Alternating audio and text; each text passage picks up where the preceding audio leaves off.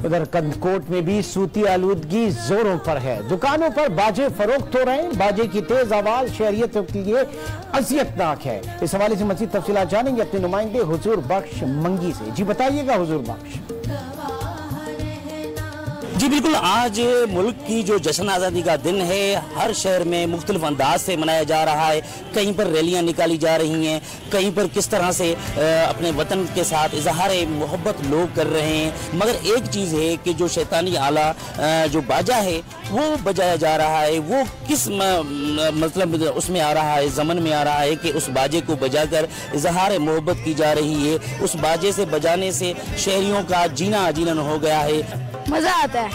आपको मजा आता है? और लोग जो बीमार होते हैं उनके लिए तो मुश्किल होता है। हाँ मुश्किल तो होता है, पर 14 अगस्त से मजा तो लेना है ना। परेशान क्यों होते हैं? खुशी का दिन है, क्यों ना बचाएंगे।